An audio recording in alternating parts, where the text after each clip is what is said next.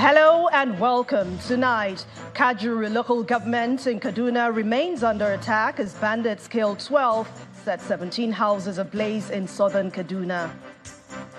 President Bola Tinubu and Brazilian President Lula da Silva beat on the prospects of enhancing bilateral relations after meeting in Addis Ababa.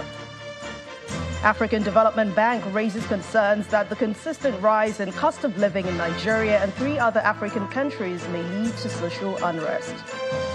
And World Health Organization says Gaza's Nasser hospital ceased functioning after Israel's raids.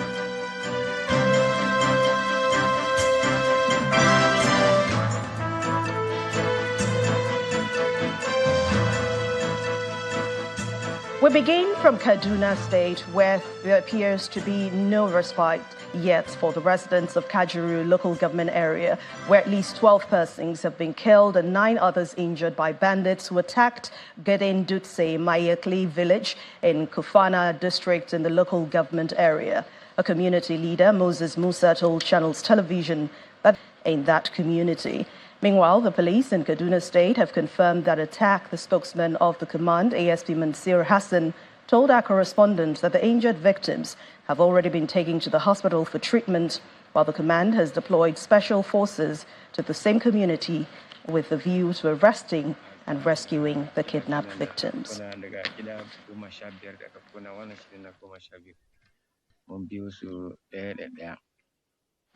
Still on security, this time in Plateau State, the publicity secretary of the All Progressives Congress in Plateau State, Sylvanus Namang, and 1 other person have been killed by yet-to-be-identified assailants. According to sources, the incident occurred at a relaxation center in Pakshin local government area in the state. Gunmen had reportedly invaded the place on Saturday night, shooting sporadically, and shot at the APC spokesman at close range, killing him on the spot. The assailants abducted the other person, whose dead body was later discovered along the road in the area. The Plateau State chairman of the party, Honorable Rufus Bature, confirmed the death of the publicity secretary to Channels Television on the phone, describing it as gruesome and unfortunate.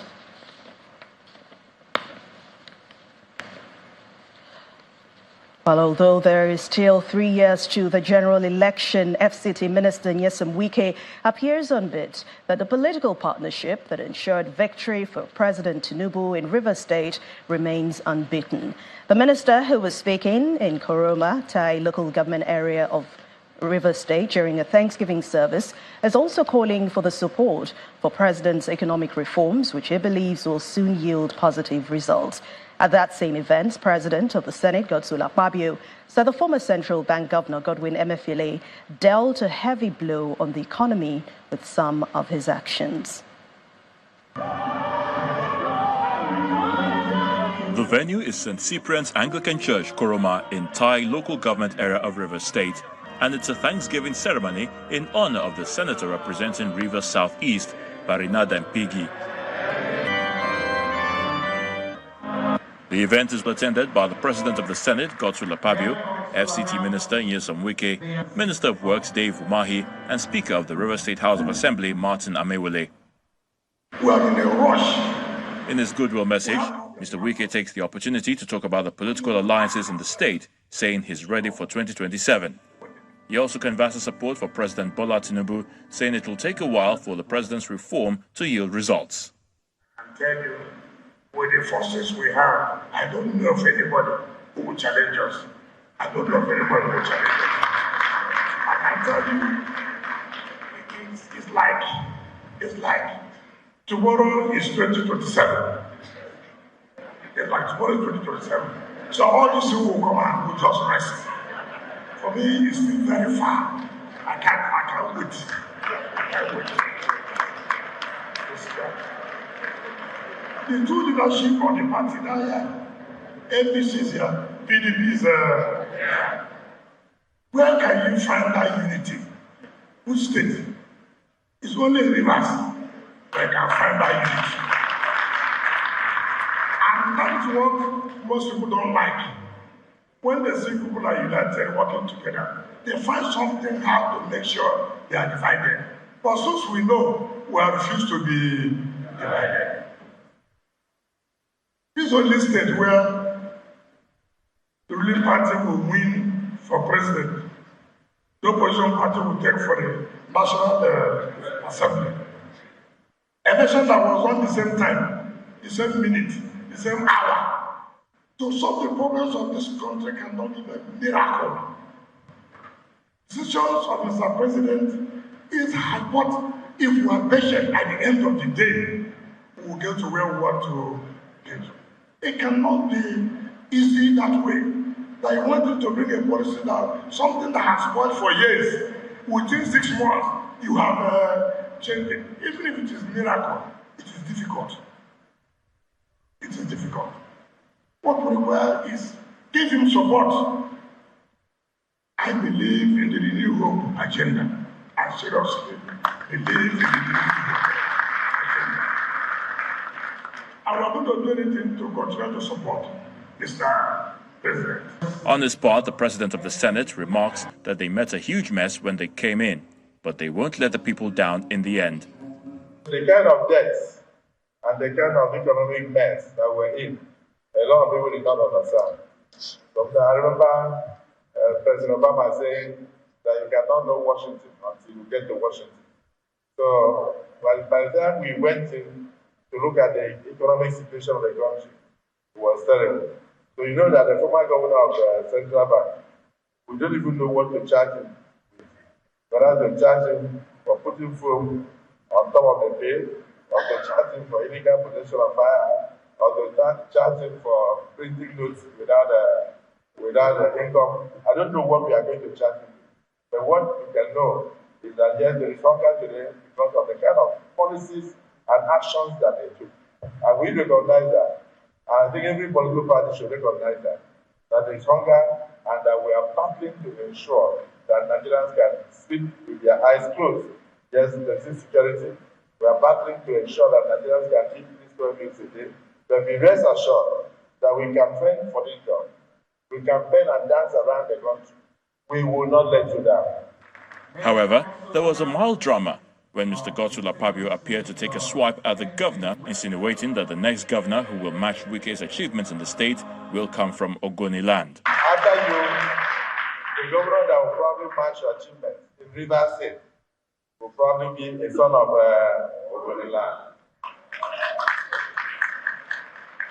Even the Speaker of the House started clapping. All the members who introduced to me are clapping. Members of the House were saying, which means that they are in agreement. Those who are in support of the motion that Ogoni should produce the governor one day for Rivers State, say aye. And those who are not in support of the governor from Ogoniland in Rivers State, say nay. The ayes have it.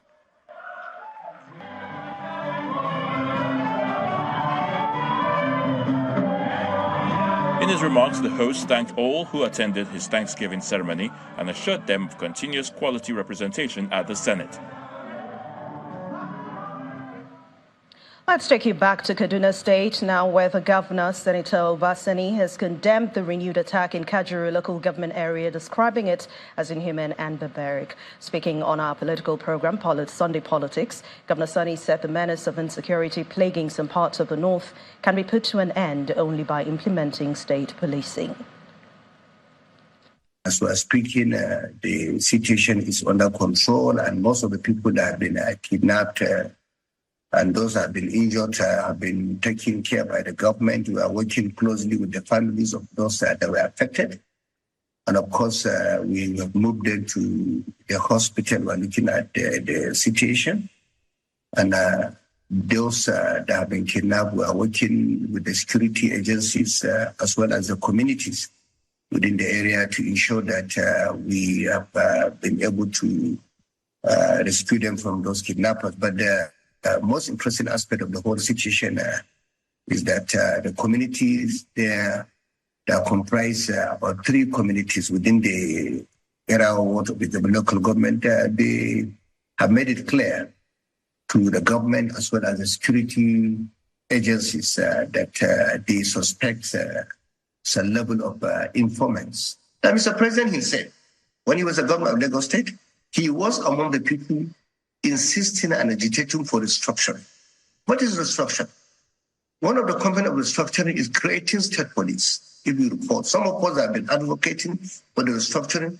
We are looking at some particular areas that we believe need to be amended in our own constitution for us to move our country forward. And security, in my opinion, is the number one area that we need to look into, because if we don't address the problem in security, we cannot be able to address most of the developmental areas in our own country. Forget about when we're talking about supporting farmers to go to farm, improving our educational development, insisting that we look at the healthcare.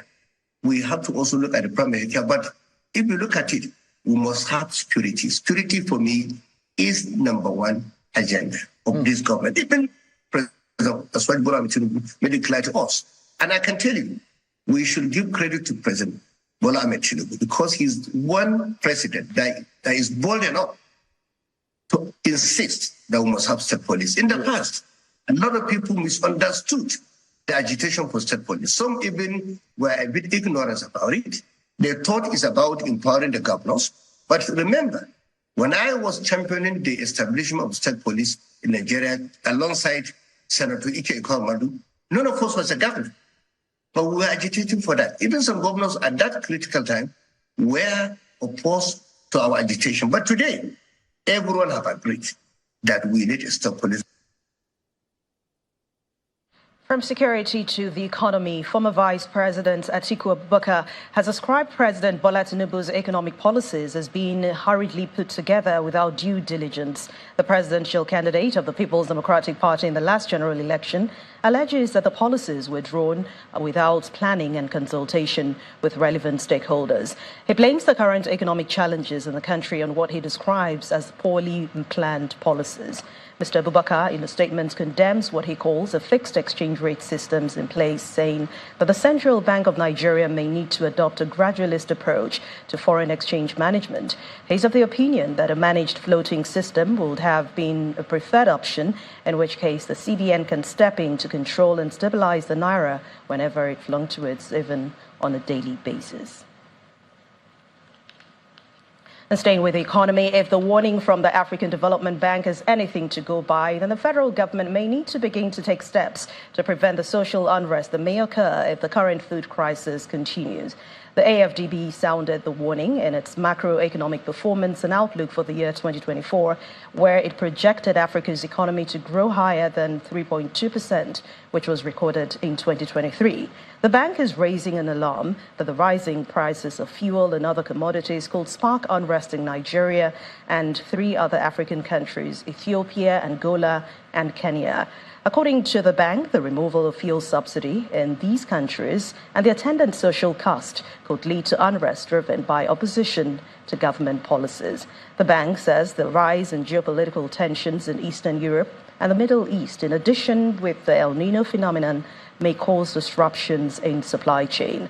The bank is worried that the disruptions may then result in energy and food inflation across the world, with Africa suffering more from these shocks.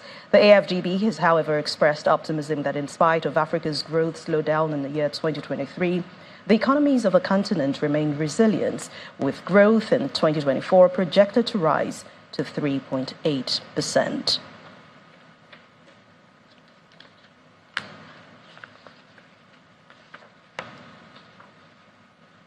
In part 2, after the break, legal practitioner wants the federal government to withdraw the charges against the leader of proscribed indigenous people of Biafra, IPOB, Nnamdi Kanu, just like it did for Omoyele Sowore. Please stay with us. Welcome back. If you've just joined us, you're watching the news at 10 on Channels Television Lagos. A reminder of our main stories. Kajuru local government in Kaduna remains under attack as bandits killed 12, set 17 houses ablaze in southern Kaduna. President Bola Tinubu and Brazilian President Lula da Silva unbeat on the prospects of enhancing bilateral relations after meeting in Addis Ababa. African Development Bank raises concerns that the consistent rise in cost of living in Nigeria and 3 other African countries may lead to social unrest. And World Health Organization says that Gaza's Nasir hospital ceased functioning after Israel raids. The head of the September 21st, 2024 governorship election, controversies rents the air as a third candidate has emerged from the exercise. The latest is the member representing Eseko Federal Constituency, Anamero Dekeri, who claims he won the primary election conducted on Saturday. In his acceptance speech, Mr. Dekeri thanked supporters and party leadership for their support. With all humility and with a great sense of responsibility, I accept this choice, which I believe is a reflection of God's choice. From the depth of my heart, I say a big thank you to you, members of our great party in the state, for reposing this huge confidence in me, which I must say I do not take for granted. I must also thank critical stakeholders, especially in the states and the National Working Committee, for insisting on the total adherence to electoral guidelines as stipulated in the timetable. Let me also appreciate the electoral umpire, the Independent National Electoral Commission, and ensuring transparency in the conduct of the election. We salute the party leadership in rising to the occasion and members who were resolute in their desire to exercise their franchise, which they willingly gave to me. While awaiting the affirmation of my victory by the World delegates as stipulated in the guidelines and other relevant laws, I wish to assure you that in the next few days, I shall be unveiling my electoral manifesto, Christy Venture of Hope Agenda. I therefore call on my party, call on our party members, and the States in general to give their loyalty and join our campaign effort to form the next government in the state, a government that will care for you and your children and that will build your suffering. The world's 100 meters champion Usain Bolt runs fast, but the price of goods in Nigeria may be moving faster. And this is because earlier this week, the National Bureau of Statistics released the latest trends about the price of goods across Nigeria. The summary of this report is that the price of goods in Nigeria is volatile. Babajide Ogunsanwo, founder of Leadership by Data and Channels Television's data analyst, is here to shed more light on this matter. Hello, Babajide. It's good to have you on News at 10. Good evening. It's not exciting news at all for many Nigerians. And according to the National Bureau of Statistics, as I stated there, the average price of goods has already increased by 29.9%. This is when you compare it to what it was in January 2023. I mean, is this a surprise? It depends on how you want to look at it. And yes, it is a surprise on one hand, and there are other things that don't surprise me. But let's look at it from our outlook. When we're here first week of January and we looked at the outlook, the inflation as our June estimate is that inflation will still be above 20%. And perhaps the best case scenario will be towards the end of the year when inflation we expect should be sub 20%. However, it will be very unlikely for inflation to be below 18%. Take your money and you lend it or you borrow the government and the government borrows it, you will lose money because there's no government returns, coupons or yields that you will get up to 30%. You heard me right. So you give the government your money, you lose. If you give the banks your money you lose. There's no savings rate, there's no interest on savings in any bank that will give you 30%. So I repeat, you give the government your money, you lose. You give the banks your money, you lose. You keep your money at home. Inflation shows that even if you keep your money under the bed, you lose. So what Nigerians are doing now is they take their money to the market to quickly buy. But they've realized that the price of goods yesterday and today has changed. So in all scenarios, you lose. So what Nigerians are discussing now is which of these losses are you willing to take? And that is the sad situation where we find ourselves. You take the money to the government, you lose. You take it to the bank, you lose. You keep it at home, you lose. You take it to the market, you lose. In all scenarios with the Naira, we are now facing losses. But Babajide, there's a difference between having numbers and checking if those numbers are really what it is right now. Because some Nigerians have complained that they do not agree with the numbers that the Statistics Office is showing compared to what the market price or prices of goods and services at the moment. Are these statistics reflecting the current situation for a normal Nigerian? I mean, every Nigerian. So you're right. For a lot of Nigerians, the price of goods, depending on what they are buying, has moved significantly more than 30%. For some, it's 50%. For some, depending on what you're buying, is as much as 70%. Diesel prices, prices of imported goods, prices of rice. So it depends on what you're buying. What the National Bureau of Statistics is trying to do is to look at a national average, looking at not just Lagos or the southwest or urban or rural areas, trying to look at a national average or basket of goods and comparing those prices to what it was last month and to what it was last year. However, and despite the effort of the National Bureau of Statistics, we still have issues on the quality of goods in that basket of goods by the National Bureau of Statistics. One major issue Nigerians are having right now is food, because that is where most Nigerians spend their money. And if we take a critical look, and if we take a very critical look into the report of the NBS, it allows us to see 10 states where the prices of foods are skyrocketing. Look at what's in front of you. These are the top 10 states where families are feeling the pain on prices of food. 8 of these top 10 states are in southern Nigeria. Kogi, Kwara, northern Nigeria, food inflation above 40%. In Rivers, food inflation this time last year compared to what it is today, more than 40%. Same thing, Akwa Ibom, Imo, Osun, Ekiti, Ondo, Abia. All these states, the survey shows that prices on an average basket of food has changed by more than 40%. So the challenge is, everybody's feeling the pain, but there are some families living in some states that are feeling the pain more than others. But how much influence will these inflation statistics give about the performance of the government? You know, public perception is important. And to put this in context, we need to look at how important and how significant this 30% number is. And if we take a look at what inflation has been at the beginning of the year, since Nigeria started this Fourth Republic, I'm talking about taking a look at the inflation numbers released by the National Bureau of Statistics every period, January 2000, January 2001 till date.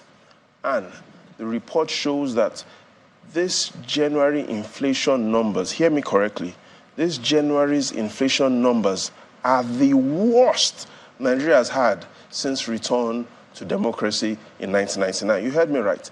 These inflation numbers are the worst numbers we've had since our return to democracy. And that fact will be giving the president sleepless nights.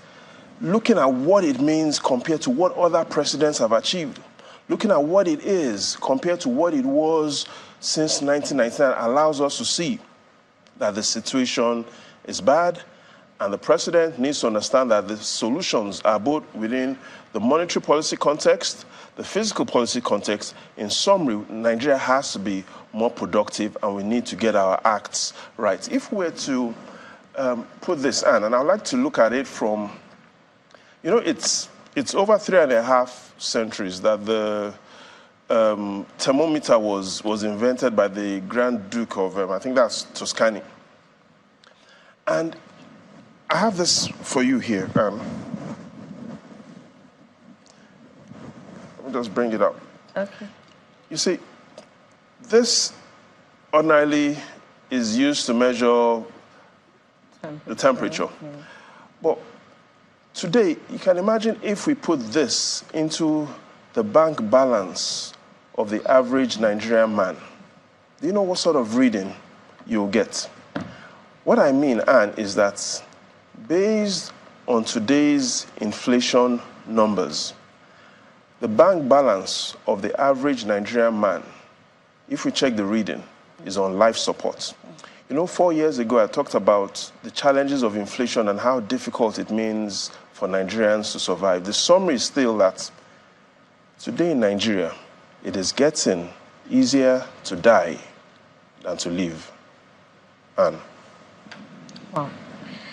Okay, I'm sure that thermometer will be showing red on so many people's. But I don't know what it will be showing on your own bank balance. But for a lot of Nigerians, the common man, this thermometer is showing that the bank balance of the average Nigerian is really on life support. And clearly the government has to look at the numbers, has to keep its eyes on how these trends can come down. And to put this in another perspective, just as you quickly round up, Nigeria's inflation numbers, 30% in a year, is what takes the United States sometimes 15 years to get to. So the rate at which prices have changed in Nigeria within 12 months is the same rate that will take the United States and similar developed nations 15 years to get to. So in simple terms, that is the reason why I talk about you give the government your money, you lose. You take your money to the bank, you lose. You keep the money at home and you lose. And if you now take the money to the market and finally you lose. All right. Thank you very much, Babajide Ogunso, founder of Leadership by Data and Channels Television's data analyst, for your exciting contribution, as always, on the News at 10. And the pleasure is all mine. We now bring you the federal government's reaction to the statement by the former Vice President Atiku Abubakar, which we told you earlier that the forex policy was hurriedly put together. According to him, a statement by the Special Advisor to the President on Information, Bayo Onanuga, says the former Vice President has got it wrong again. According to him, the former Vice President, in an attempt to rubbish the foreign exchange policy of the Tinubu administration, got his facts muddled up again.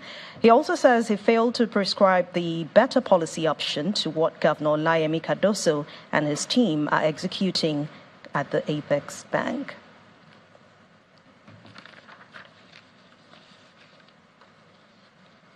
And still ahead on the News at 10, Minister of Works David Umahi issues termination notice to contractor of Enugu-Port Harcourt Expressway.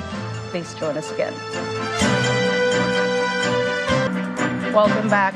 President Bola Tinubu and his Brazilian counterpart Luiz Inácio Lula da Silva have agreed to forge stronger bilateral ties across all sectors. The two leaders gave the commitment when they met in Addis Ababa, Ethiopia. Speaking at the meeting which took place on the sideline of the AU summit, President Tinubu emphasized the strength of Nigeria's economic potential and influence, saying that the country is witnessing a leap forward despite some short-term reform pains. In a statement by his spokesperson, Ajurin Gilali, President Tinubu further explains that his administration is investing in critical sectors of the economy like healthcare, education and agriculture to ensure the welfare of all Nigerian citizens and to create sustainable economic prosperity for the future generation. Describing Nigeria's natural and human resources wealth as being akin to Brazil's, President Lula da Silva said that Africa's largest economy and South America's largest economy have a long and interesting history together. Both leaders also agreed to work out modalities for the state visit to Brazil by President Tinubu. The Minister of Power, Mr. Bayo Adelabu, is asking subnational governments to increase their participation in endeavors aimed at guaranteeing ample power provision to the nation. Mr. Adelabu believes that the new Electricity Act has paved a path for state governments to oversee and ensure that the inhabitants of their respective states receive satisfactory service from the distribution companies operating within their regions. The Minister of Power gave this position during an interview with Channels Television. I'm happy at the new Electricity Act of 2023 that now allows subnational governments, that's state government, local governments, and even private sector investors to operate within the power sector. I believe that the subnational governments must pay more attention and they must play more at the distribution level because the people are closer to them, they are closer to the people there. And they know almost every community. When the transformer breaks down, it is easier for the state government to identify and call the attention of the DISCO. The state government can decide to buy new transformers, to change the weak ones, the old ones, to support the DISCO. It might be a grant, and it might actually be an additional investment by that government in that particular DISCO. As it is today, the DISCOs own 60% of the investment of the companies, while the government owns 40%. That 40% is a joint ownership between the federal and the state governments. So if the DISCOs are not liquid enough to incur all these investments for infrastructure improvement, the states can come to their aid. Invest more in infrastructure, buy new transformers, buy new electric poles, carry out reconductoring, change the substations, and all these investments will be recorded. To catch the full interview, please tune in to Newsnight on Monday at 9 p.m. on all Channels television platforms. As the leader of the indigenous people of Biafra, Mr. Nnamdi Kanu prepares for the continuation of the treasonable felony case instituted against him by the federal government, a legal practitioner, Ahmed Yusuf, is appealing to the Attorney General of the Federation and Minister of Justice, Mr. Lateef Fagbemi, to toe the same path he took on Omoyele Sowore by withdrawing the charges against Nnamdi Kanu. Addressing a news conference in Abuja, Mr. Yusuf notes that the federal government has more pressing issues of insecurity and economic hardship to grapple with rather than persecuting Nnamdi Kanu. The federal government, through the Attorney General, just the same way he did for Comrade Omoyele Sowore, having realized that the entire trial and the show of shame and the charade was illegal and thereupon entered a nolle prosequi, should also extend the same olive branch to Nnamdi Kanu.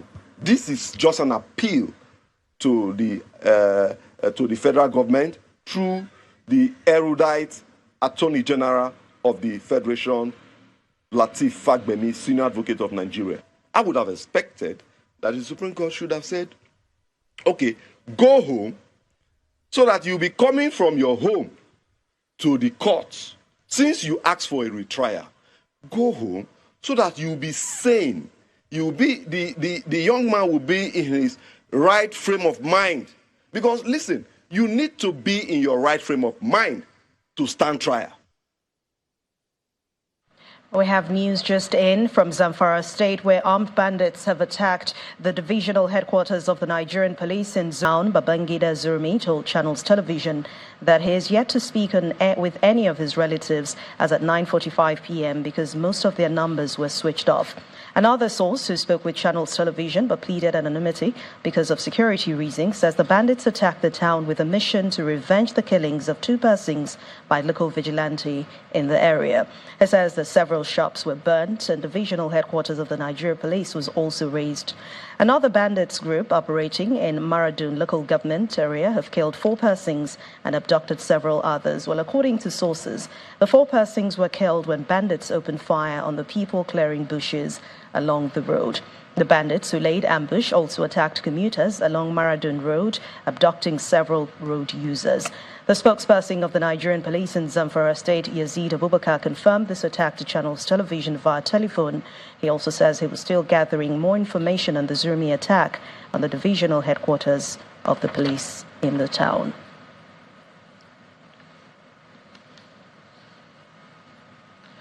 The residents of Dapchi in Yobe State, a community where 110 schoolgirls were abducted on February the 19th, 2018, are lamenting the increase in the number of out-of-school children, especially girls. Since the return of the abducted students, with the exception of Leah Sharibu, who is still in captivity, and of course the shutting down of Government Girls Science and Technical College in Dapchi, access to senior secondary education has now become a major challenge in the area. In the special report, Channels Television discovered that the non-functionality of the GGSTC Dapchi in the last 6 years is gradually forcing many girls into early marriages. This is Dapchi, a community in Yobe State that made headlines in 2018 following the abduction of 110 schoolgirls by Boko Haram insurgents. Although some were returned, some transferred to safer schools and graduated, the Dapchi school remains closed. Classes, hostel, laboratories, kitchens, and furniture either destroyed or dilapidated, with reduced school enrollment in the community. Fatima Wakil and Aisha Wakil were among the 110 students of GGSTC Dapchi abducted in 2018. Both of them are now married with children. I am one of the girls adopted. I am married with a son. We want the government to reopen GGSTC Dapchi for the education of the girl child.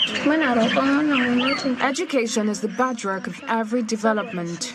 Reopening of the school will allow our younger ones to further their education. The community is worried about the situation and now want the establishment of a government girls' day secondary school. Most of the students now has already decided to leave the school, so they are no more furthering their education. They used to stay at home. Some has getting married, while some are just loitering in the town for doing nothing. There were conflicts of interest where some were agitating for senior day girls secondary school, while others wanted a boarding school, but we later agreed on opening a senior girls day secondary school.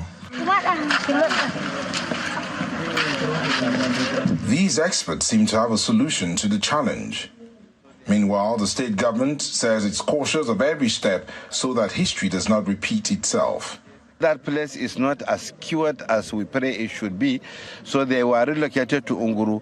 But instead of that, we have opened a senior day secondary school for them, and those senior day secondary school is co-educational. Boys and girls are attending, and we have also resolved in the Ministry of Education that this time we are going to open senior girl secondary schools for the girls in Dapchi.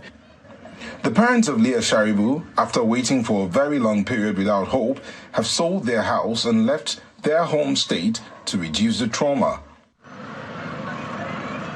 Every focus is now on the government to match words with actions so as not to allow the ideology of the insurgents, Boko Haram, which means Western education is prohibited, to prevail in an area that is considered disadvantaged educationally. Let's talk politics now and go back to give you an update on the APC governorship primaries, which held in the state capital in Edo State yesterday. The party National Working Committee says that only the governor, Hope Uzodimma-led committee, is duly authorized to undertake final collation and announcement of results of the primary election in the state. A statement by the party's publicity secretary, Felix Moral, is urging all party members, officials in the state, and the general public to disregard the announcement of results by any other person. Let's talk infrastructure now. The Minister of Works, Senator Dave Umahi, has issued a 14-day termination of notice to a federal roads contractor, China Civil Engineering Construction, handling the Abia section of Enugu-Port Harcourt Highway, citing reasons for non-performance. Mr. Umahi gave the directive today during the progress inspection tour of the rehabilitation work on Ozuako after the Imo Bridge along Enugu-Port Harcourt Expressway handled by the company. He further stated that all non-performing contracts using due process will be terminated and re-awarded, while commending President Bola Tinubu for providing huge resources for good road networks.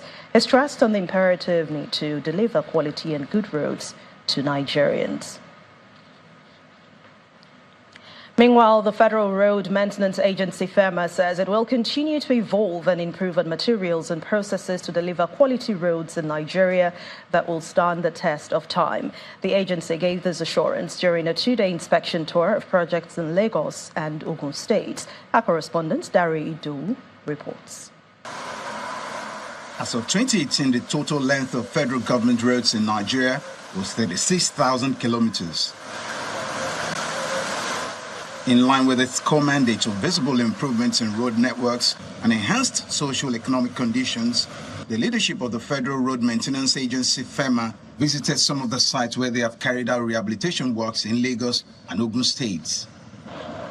The FEMA team engaged with the residents to gather first-hand feedback on the work done so far and the next phase of the project.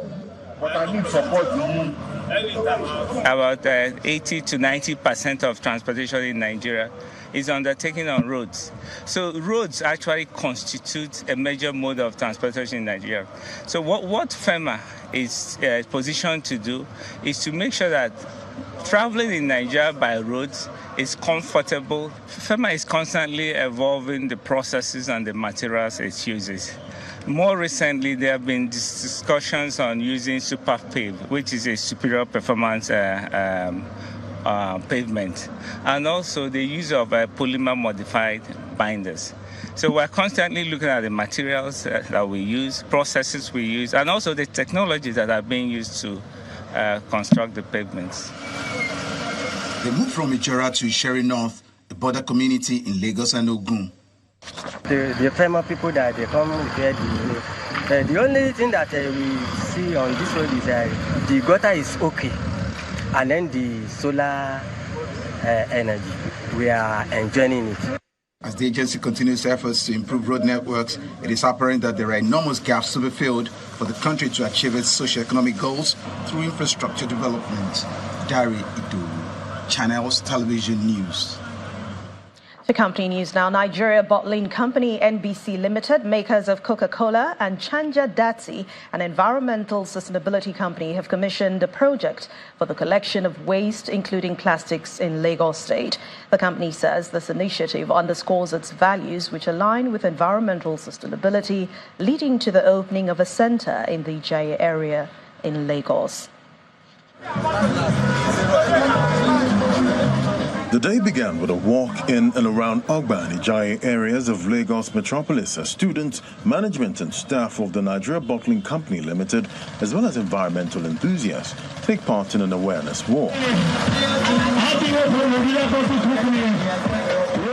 They arrive at the venue of the project commissioning, and the management of the NBC notes that this initiative is rooted in its continued desire to create awareness on waste management in line with its global sustainability commitment. These initiatives have been deeply rooted in our desire to sustain the creation of economic prosperity through the plastic recycling value chain and leading the way in driving awareness on the importance of waste separation for recycling. This project is very, very dear to us in the sense that it is directly in line with our global sustainability commitments, as well as our local commitment as well, to ensure we collect one bottle for every bottle that we put in the market by 2030. Time to cut the tape to declare the center ready for collection of waste, particularly plastics.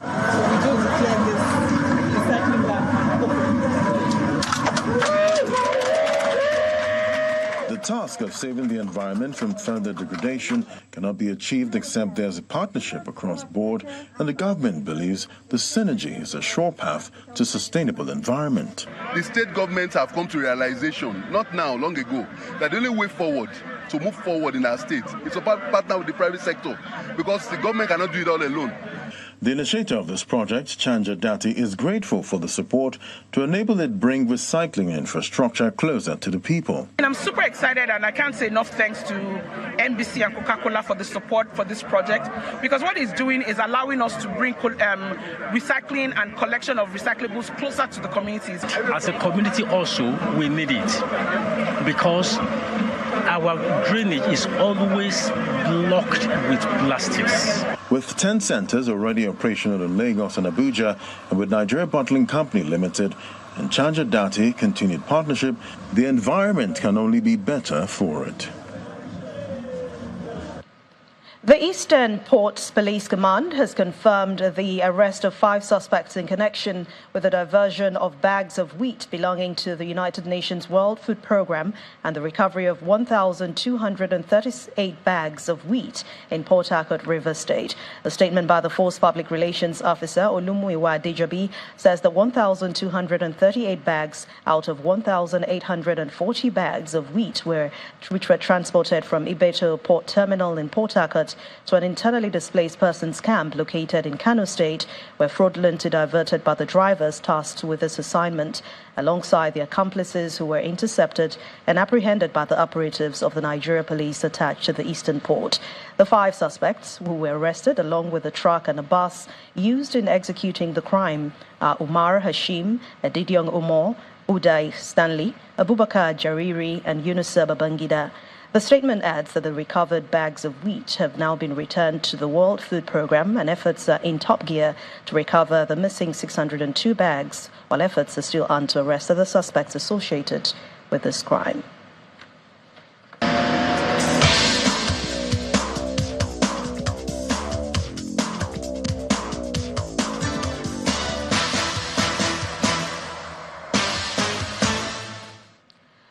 other sports, the season 2 of the MTN Champs is returning with more innovations and, of course, some changes to cater for more athletes. The telecommunication firm is once again partnering with Making of Champions MOC to unearth athletes that will be groomed to represent the country in international competitions. Over 1,000 athletes from schools across the country are competing in a 5-day athletics event tagged Making of Champions. MTN Champs Season 2 at the main bowl of the Stephen Keshi Stadium, Asaba, Delta State.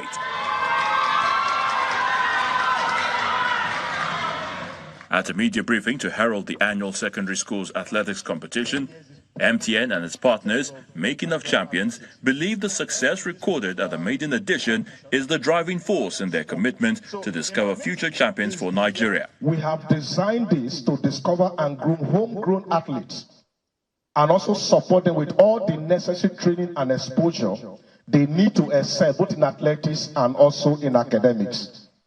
So an MTN sponsorship of this event is actually in line and is consistent with our brand story and history of supporting local talent in different areas and helping them fulfill their global aspiration. Season 1 saw 7,000 athletes come to participate across 400 schools in 5 locations. And Season 2 promises to be even much bigger. So as we kick off today in Asaba, and as we move through the rest of Nigeria with MTN, we want to clearly appreciate them for their efforts, and we want to continue this partnership and this relationship that we've built so firmly. The Athletics Federation of Nigeria says MTN Champs will serve as trials for the forthcoming African Games and the Olympics. We are very happy that MTN is supporting athletics, because if they support MOC, that means they're also supporting athletics. So we appreciate MTN, and because of how far we believe in them, we even agreed to do our trials in conjunction with them. That is MOC.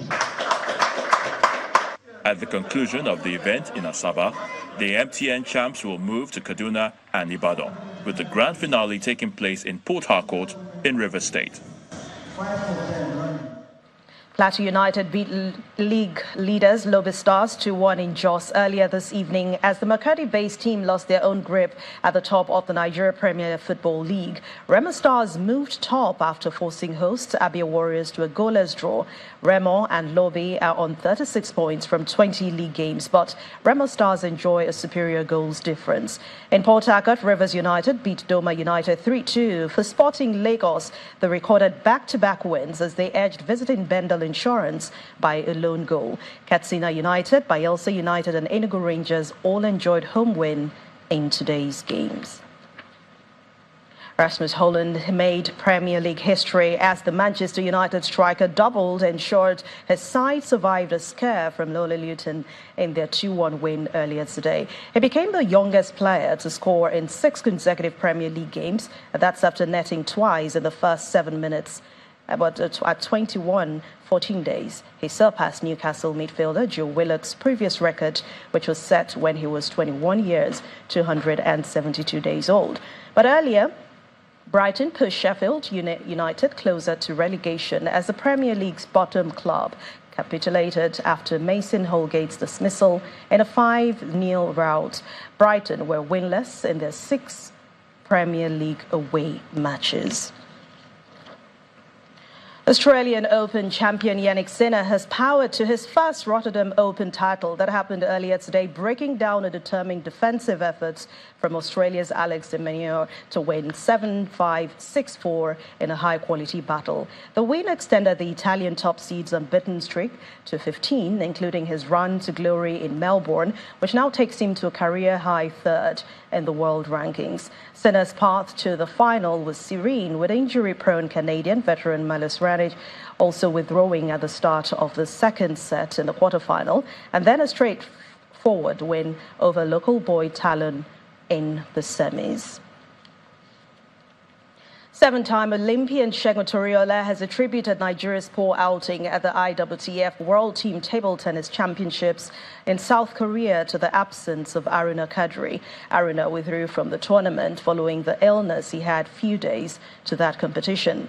The national handler of the team, Segun Toriola, believes that his presence alone would have motivated his teammates, saying that before the match against Japan was a walkover, the technical crew of the Asian giants were fretting, thinking that Aruna may pose a big challenge to them.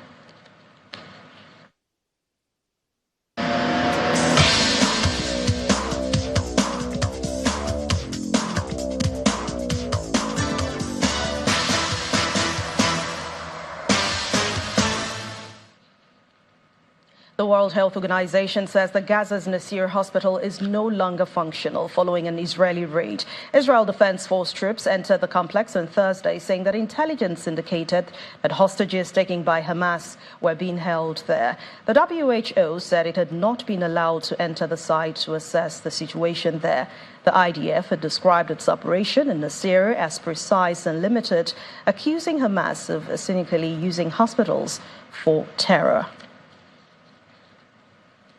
Meanwhile, the World Health Organization says that Gaza's hospital, the U.S. now and U.K. ambassadors to Moscow have already laid flowers to honor Alexei Navalny, the Russian opposition leader who died in prison on Friday. U.S. Ambassador Lenny Tracy and Britain's Nigel Casey were pictured paying their respects at a memorial in Moscow.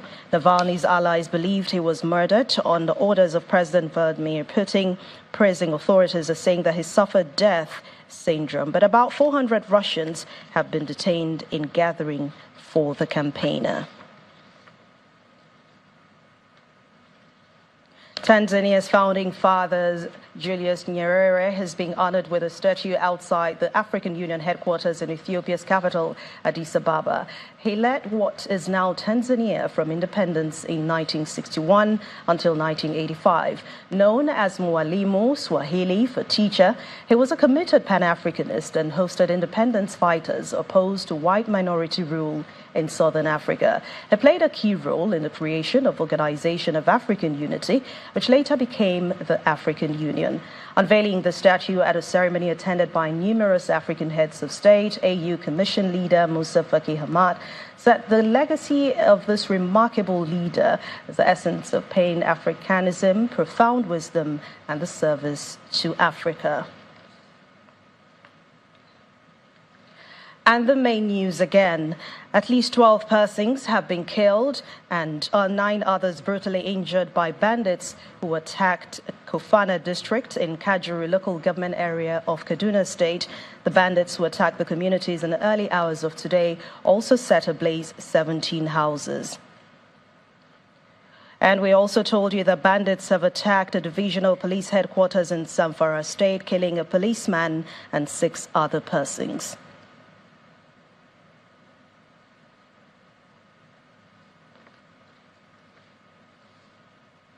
That's the news at 10 tonight. Thank you so much for watching. I'm Anne Mwawadu. Have a wonderful week ahead. Good night.